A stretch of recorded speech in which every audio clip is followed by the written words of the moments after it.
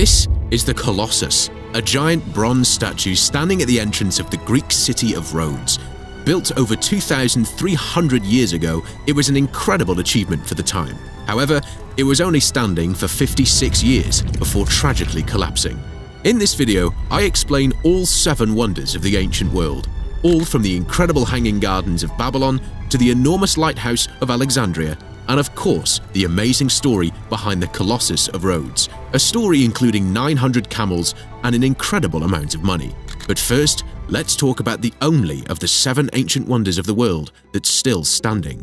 The Great Pyramid of Giza was the tallest structure on Earth for over 3,800 years, from when it was built in 2600 BC to the Lincoln Cathedral was finished in 1311. The pyramid was built with approximately 2.3 million stone blocks, each weighing between 2.5 and 15 tons.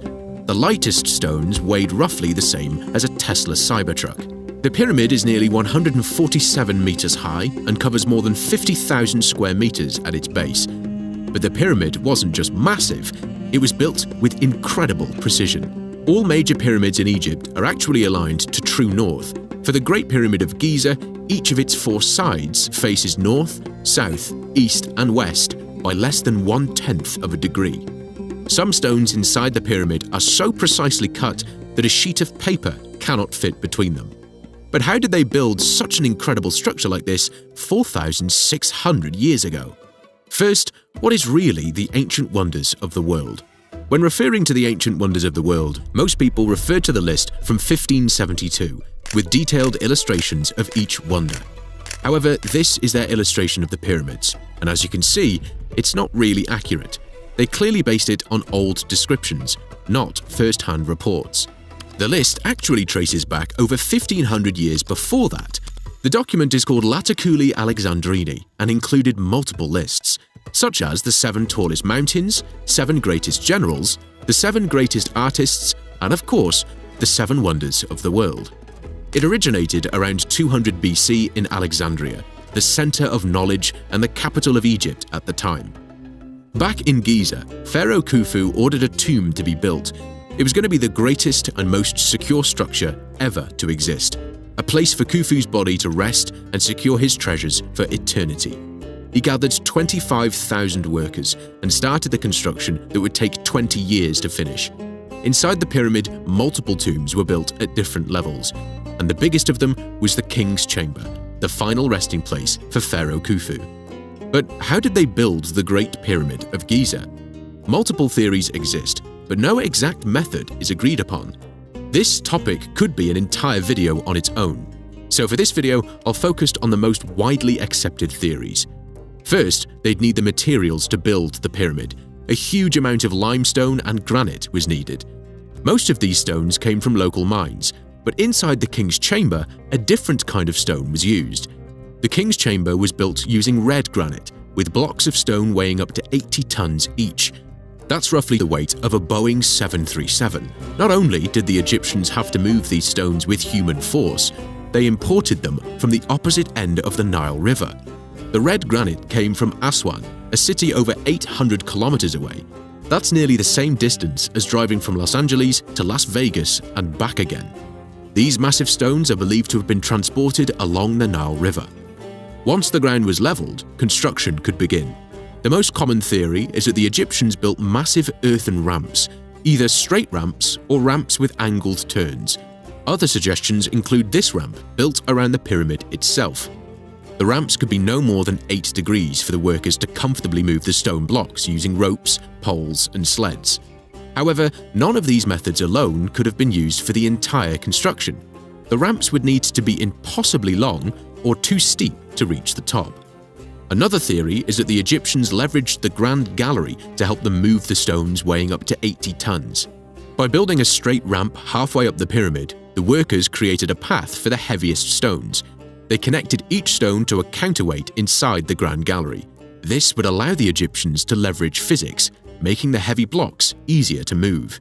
No single explanation has been proven, and the mystery is part of what makes the pyramid so spectacular. I've been using Opera for a while now, and here's why you might want to try it too. Opera has a video pop-out feature. This is perfect when I'm writing scripts and watching YouTube at the same time. I can detach any video so it follows me around, even outside the browser. Opera's tab islands are also great. They let me group related tabs together to stay organized, like articles, videos, assets, 3D, and research. It's easy to collapse and expand them. You can also customize the browser. I love using the Mirage theme when writing darker stories, and Midsummer when I'm in a creative mood. If you want to try Opera, use the link in the description. Of all the 7 wonders of the ancient world, the Great Pyramid of Giza is the only one still standing. But for the next one, experts disagree whether it even existed or not. The Hanging Gardens of Babylon was described as a huge garden built high above stone walls.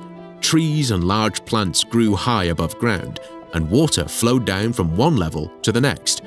No ruins have been discovered to prove its existence, and to add to the mystery, some authors describe the garden in great detail, while other famous historians who visited Babylon never mentioned the garden. And it turns out that the Hanging Garden of Babylon might not have been in Babylon at all. But first, let's look at what made it so impressive. The garden was described as a square stone structure built with multiple raised levels. Each terrace had to hold tons of soil and stones without leaking or collapsing. A nearby aqueduct transported water into the garden. When the water reached the garden, some ancient stories claim that a device similar to the Archimedes screw lifted water to each level. The screw worked by capsuling a spiral inside a bronze tube. By rotating the spiral inside, water would be pushed upward to the next level. This would have allowed water to reach the top of the garden, then flow down every terrace, keeping the entire garden alive and also creating a spectacular view. The only problem is that the Archimedes screw wasn't invented until 350 years later. To try to solve the mystery of where the Hanging Gardens was located, we need to ask, who built the gardens? There are 2 theories. Some claim the gardens were built by the Babylonian king Nebuchadnezzar II around 600 BC. According to the story, he built it for his wife Amytis.